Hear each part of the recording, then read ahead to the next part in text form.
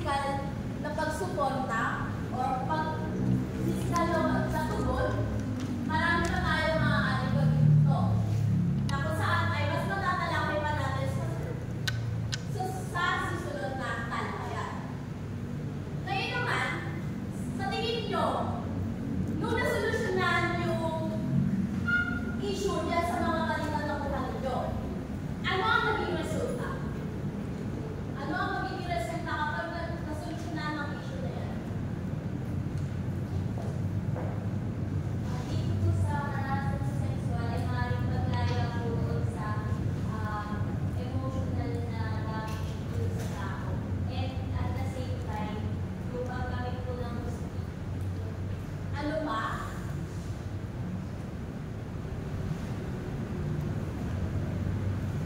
Lumalabas din po dito sa nakuha namin ang balita na lahat ng mga kape o karakasan tinatawag na may nag-aakit ng consequences. Meron pa ba?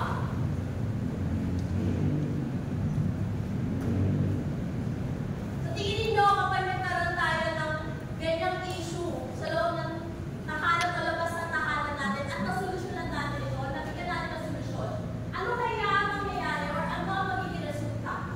Kapag nasolusyonan natin, halimbawa ay nagkaroon ng gulo o nasabutan,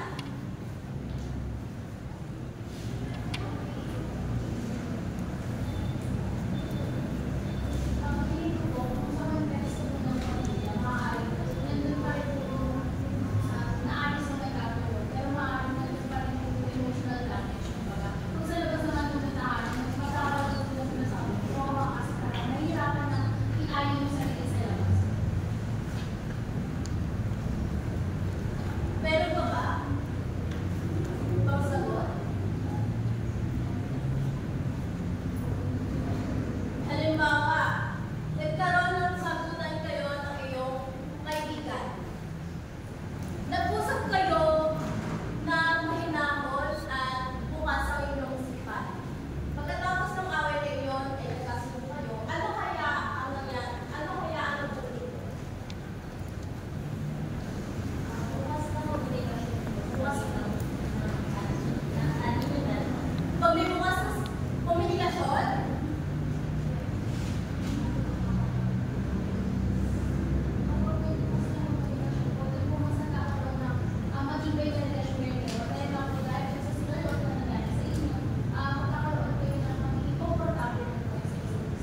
comfortable.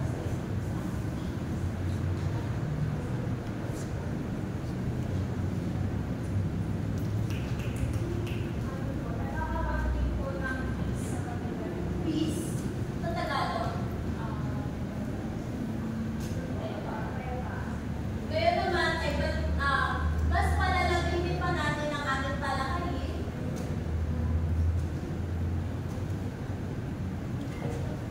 Ayan, magandang umaga sa inyo lahat. Isa pa nga, parang walang mga energy. Magandang umaga sa inyo lahat.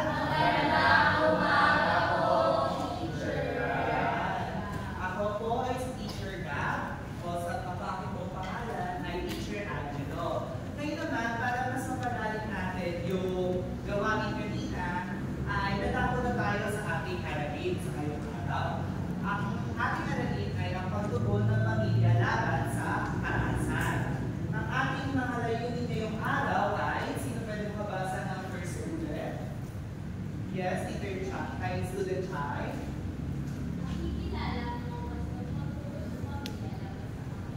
Second bullet, yes, Teacher B. Nakakapagpapatibay ng kapayapaan bilang gastong pagtugon sa karahasan at Yes, Student Mark. Ay sasagawa ang sulong ng mga paraan upang maiwasan ang paraan. Ayan. Ayan yung mga layunin natin na dapat pagkatapos ang klase na ito ay makamitin nyo o makamitin nyo at inaasahan na matutuhan ninyo sa aralin natin ngayong araw na ito, ngayong umaga. Ayan, bago tayo dumako, ano yung sa tingin ninyo o ano yung mga salita o mga salita na associate nyo pag narinig nyo yung salitang karahasan? Yes, Student Jello. Bugbugan. Okay.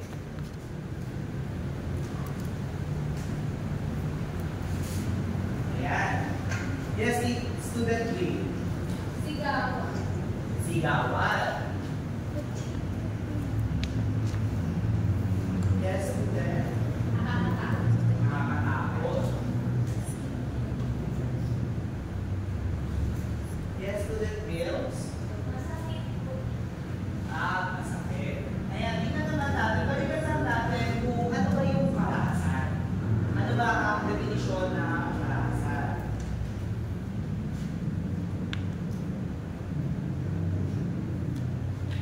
Ayan. Ang karahasan daw ay tumutukoy ito sa mga mararahan sa pagkilos o pag-ugali. Ito ay tumutukoy or may layunin na makapanakit at makapinsala ng isang tao. Pag sinabi natin makapinsala, maaaring ito ay makapanakit or magkaroon ng injured sa isang tao. At isang aspeto din ng karahasan na dapat natin tandaan ay ito ay sinasadya. Sinasadya ng nananakit doon sa biktima. Ang karahasan naman ay tumutukoy ito sa paggamit ng pisikal na lakas at pwersa upang mambanta. Mambanta sa isang individual, sa isang kasamahan, o sa isang komunidad. Bali, ginagawa ng mga tito na nananakit ay ginagamit nila yung pwersa nila o yung power nila para mag-dominate ng tao. Ayan. Ngayon naman, sa kaninang mga picture na ipinakita, alin dito ang mga uri ng karahasan na nagpapakita ng pisikal? Ituro nyo na lang. Ito, ayan, very good. Ayan, tingnan natin. Tutunay ba siyang pasok noon? Ayan.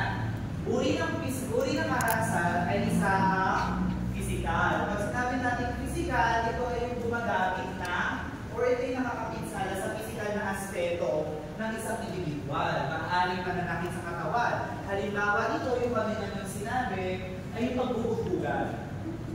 Yung pagbubugbugan na definition kanina, isang halimbawa iyon ng pisikal na karahasan. At ito, syempre, pagdulak, ayan, isa rin yung halimbawa na pisikal na karahasan. Ngayon naman, sa picture na kanina natin sinuri, alin dito ang sexual na karahasan? Ito, ayan, tingnan natin ha. Ayan, tama. Ang sexual na karahasan naman ay tumutukoy sa mga gawain na mayroong kinalaman sa sexual o sa katangian sexual ng individual. Ano yung katangian sexual ng individual? Ng isang individual? Yes, student Mills. Yes. Yes, ano pa? Tama. Yes.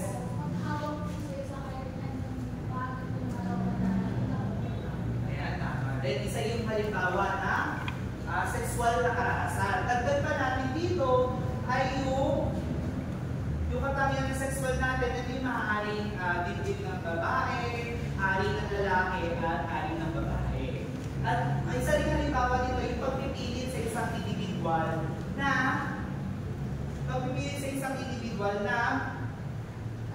gumawa ng malalaswak na gawain. Ayan, lumako tayo sa pangatlong uri ng karahasan. Ito ay ang physiological na karahasan. Yes po. Teacher, bakit po kaya lahat ng mga kababaihan yung biktima ng physical violence?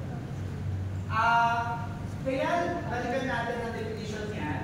Kaya naging karamihan ng kababaihan dahil tinitingnan ito sa aspeto na ang babae ay nahina. Kaya kadalasan, ang mga kababaihan ay nakakaranas ng physical o physical na karahasan. Nakikita ng kanilang mga nananakit o kadalasan kasi ang kanilang nananakit ay ang kalalakihan. Nakikita nila na ang kababaihan ay walang laban sa kanila. Kaya nado-dominate nila at nakakaranas ng physical na karahasan yung mga kababaihan. Paano naman po kaya kapag sa sexual violence, bakit madalas sa sexual violence? Ulit-ulit na.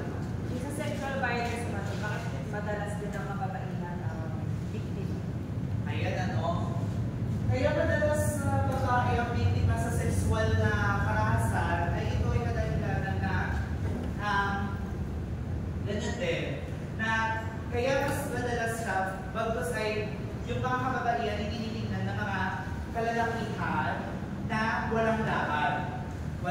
mababaan at the same time mahina, kaya mas mabilis silang ma-dominate yung isang tao o isang kababaihan. Kaya nakakalit siya na sensual na karahasan.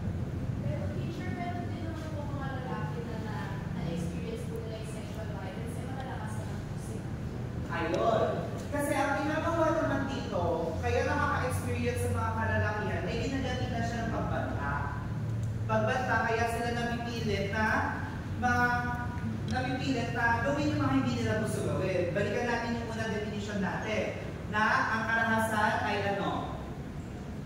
Ayun, ginagamitan ng lakas o pwersa upang mambanta ng isang individual. Ayan, nakuha ba, student? Ayan. Ngayon, tumako na tayo sa psychological na karahasan. At tinatawag natin sa English ay psychological violence. Ito naman yung tumutukoy sa mga gawain na maaaring makapanakit sa damdamin, isipan ng isang individual. Ano kaya maaaring naging halimbawa nito? Yes. Teacher, yung ano po sa Facebook, pag naglasal yung Ayun, gosh, to. Ano kaya ito? ano po, kung sabihin ko, pag yung talagang kapag Ayan. Tinataas ko ano? Oo, bobo. Sinasabihan sila ng bobo kasi nga doon yung maglaro. Ayan. At ayun, may tinatawag natin halimbawa ng psychological na karahasan, verbal abuse. Isa siyang halimbawa ng verbal abuse. Yes po. Ano po, experience natin yung sa cyberbullying po yun. Tapos meron din po tayo sa physical bullying, which is minsan nangyayari siya sa school na kung saan pinagtutulungan ng mga classmates. Ayun, di ba? Tapos, mayroong maaaring epekto dito sa kanilang damdamin at isipan na maaaring bumaba yung tingin nila sa kanilang sarili. Yes po. Sir, ang mga teacher po, ano po yung violence na nararamdaman? Ayun. Sa mga teacher naman, maaari din na isang psikologikal na karahasan.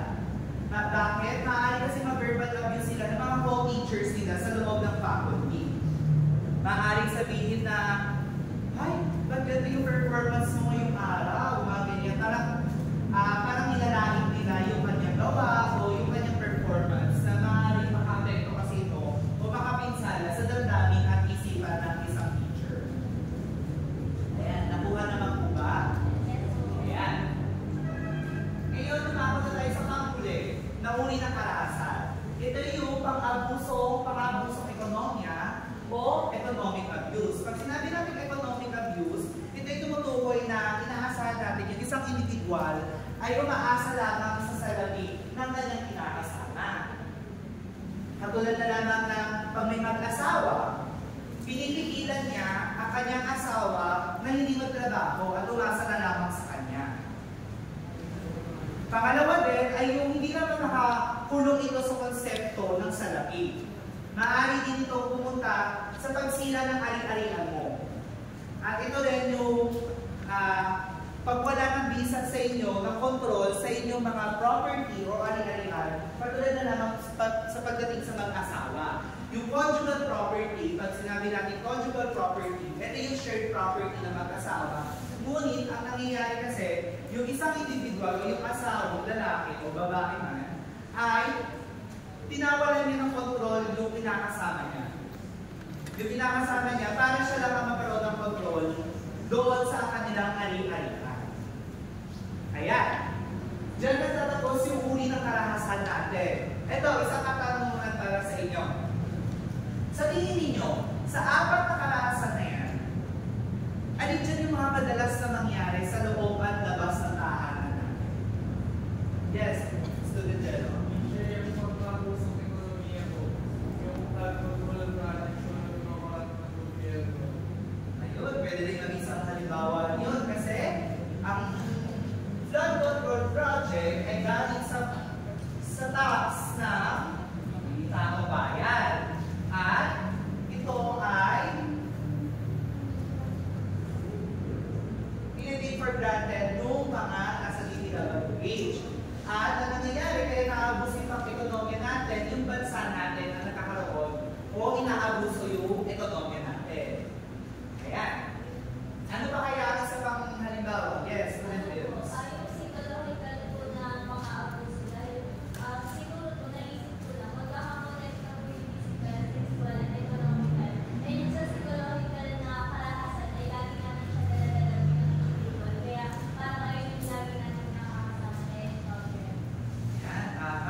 kung mapapansin ninyo, lahat yan ng karahasan ay magkakakonekta sa isa. Yung siguro ng karahasan na maaaring mag-lead kasi doon yung mga epekto ng karahasan.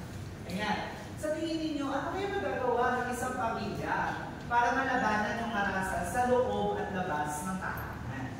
Ayan, dyan na tayo dadako. Ay, bigyan ko muna kayo ng isang halimbawa. Ito yung datos mula sa Philippine Statistics Authority na makikita natin dito na ang kababaihan ay nakaka-experience ng violence by marital status. Ngunit, yung isa dito, makikita ng color blue na ito, never married or never had an intimate partner, ay nakakaranas ng 7 sa mga kababatang kababaihan ang nakakaranas ng physical violence at 2 naman sa kanila ang sexual violence. Ang kanilang edad ay age 15 o 15 taong gulang pa lang nakakaranas ito. At ayon din naman sa PNP o Philippine National Police, mahigit 18,000 na kaso ang naitala nila na nakakaranas ng karahasan. At ayon naman din sa study ni Romuel et al. Na meron silang yung 80% of respondents nila ay nakakaranas din ng karahasan mapalabas ang loob ng tahanan nila. Kung makikita natin yung mga datos na yun, ay nakakalungkot, di ba? Nakakalungkot isipin na ganito harami ang nakakaranas ng karahasan sa loob at labas ng tahanan natin o sa komunidad natin. Ayan. Bago tayo lumako, hingan muna tayo, alam natin masyadong mabigat ang ating topic o paksa ngayon, hindi muna ng panandalian. Ayan. Ngayon naman, ano ang gagawin natin? Ano ang gagawin ng isang pamilya para matugunan ang karahasan? Una, pagsigurado ng kaligtasan. Siguraduhin natin na yung biktima ay nasa ligtas sa lugar, malayo doon sa nanakit. Para malaman natin kung ano ba yung nangyari. At makita din natin kung ma-assess natin yung sitwasyon niya, kung kamusta ba siya, at kung kamusta ang lagay niya. Ngayon naman, pangalawa, paghimok na magsampa ng kaso. Hinihimok, ano ba ang ibig sabihin ng paghimok? Ito ay napaghikayat doon sa biktima na magsampa ng kaso laban sa kanyang nanakit. At pangatlo ay gumagay sa pagkuha ng protection order. Ano ba ang sinasabi natin protection order?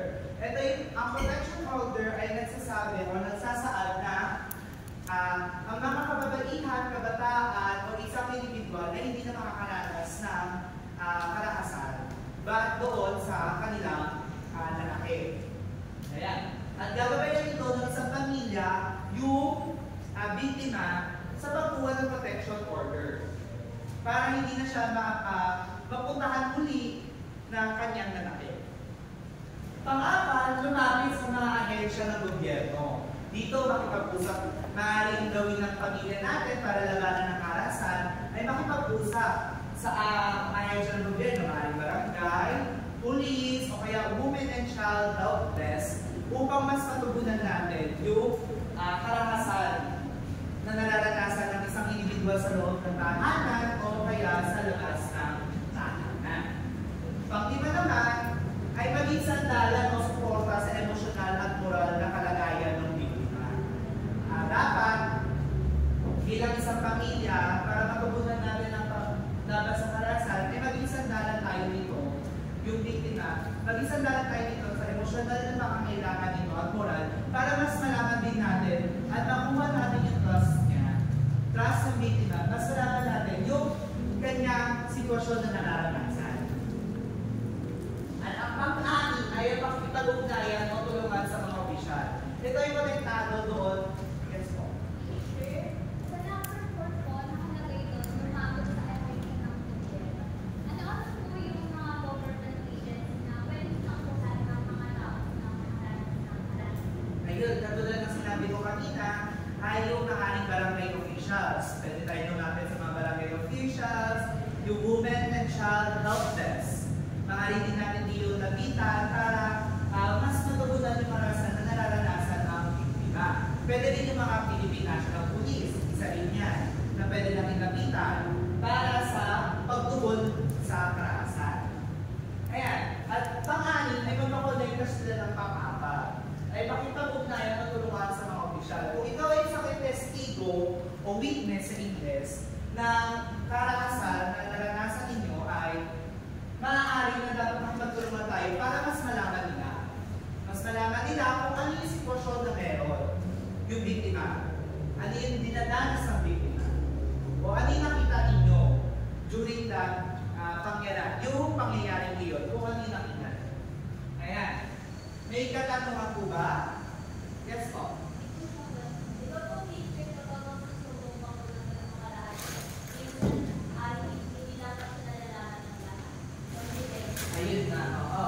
Sabi din yan ng anti-vowsy na dapat confidential o anti-vowsy, anti-violence against women and children na dapat confidential yung pagsampa ng kaso natin, confidential din yung mga tumutulong doon sa biktima para malabanan yung karahasan.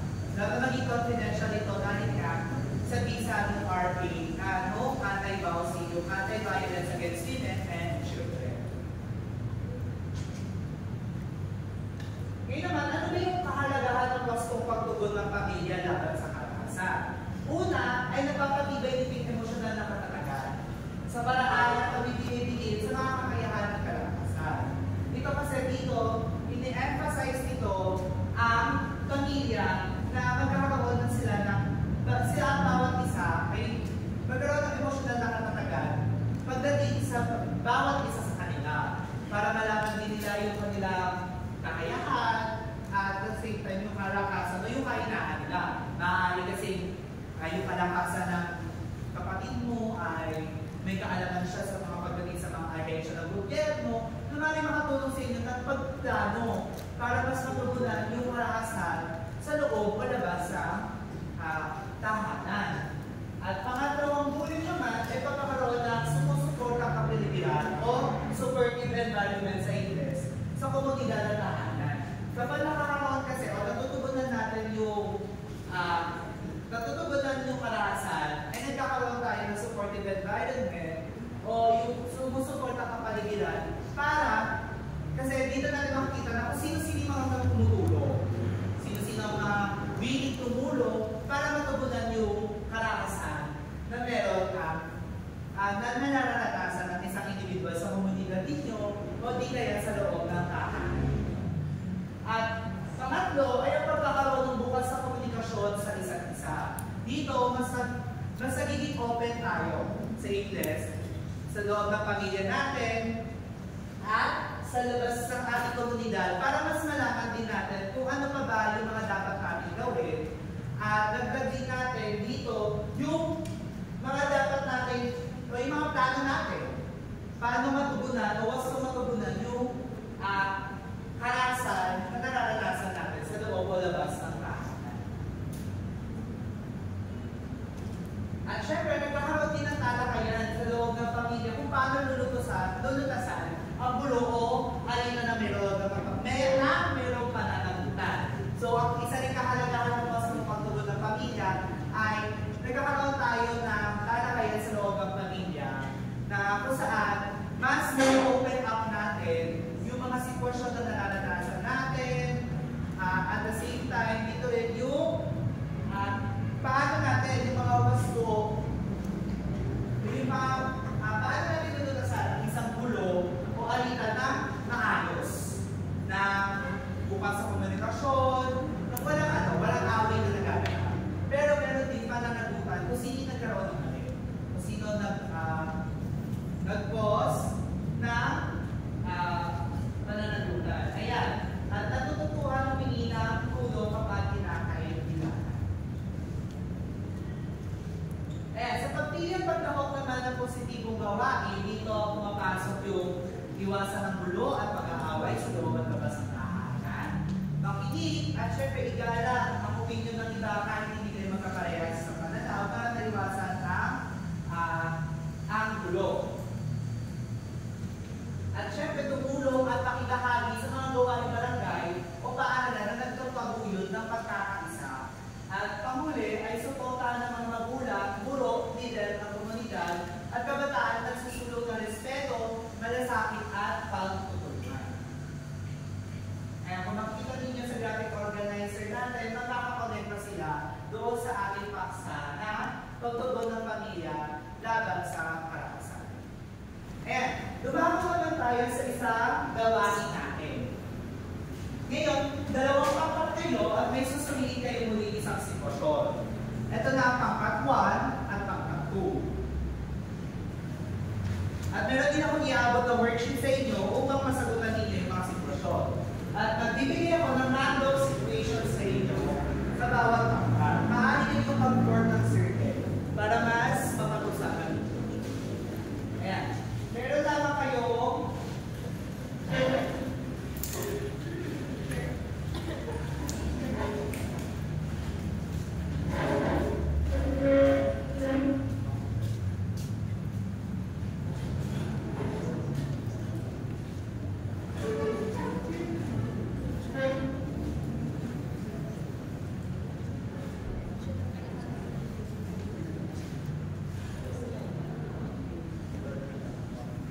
ayan.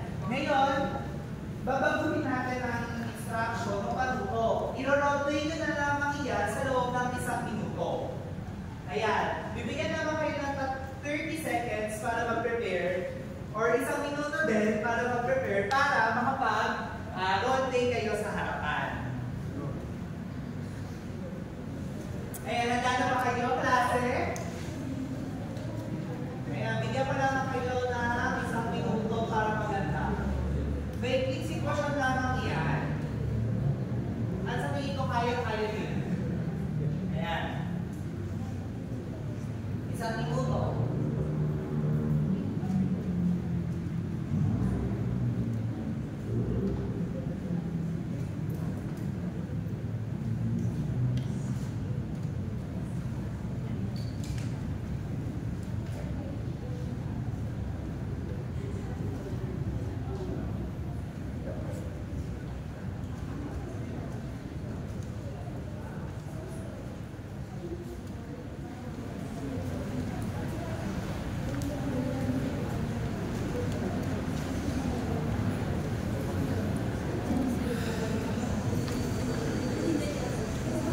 Kung may katanungan, maaaring lamang akong itanong o magtaas ang kamay para sa inyong katanungan.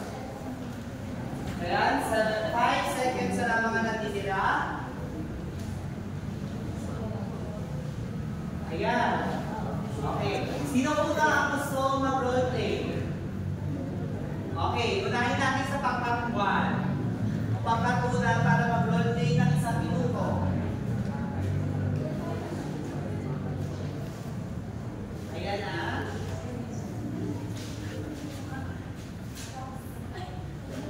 Okay. Your timer starts now.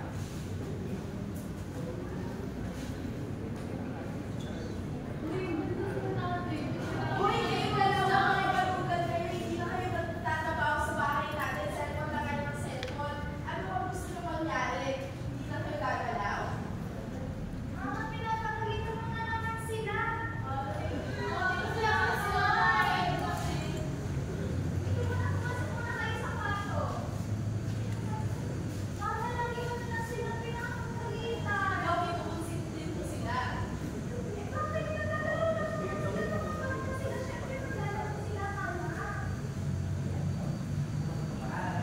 Ayan, maraming salamat. Palakpakan natin ang pangkat. Ayan, para sa pangkat pangalawa naman.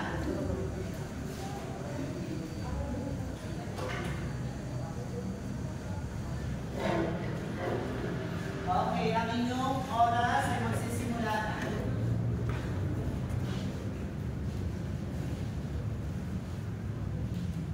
Kaabag sa akin, sino sa akin, makakawawa.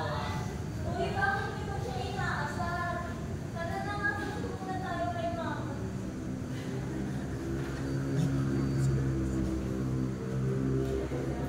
Ayun na yun.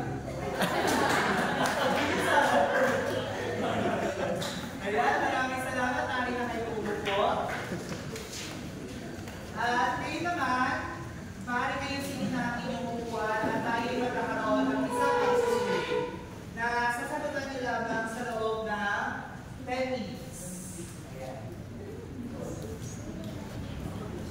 2 minutes po pala.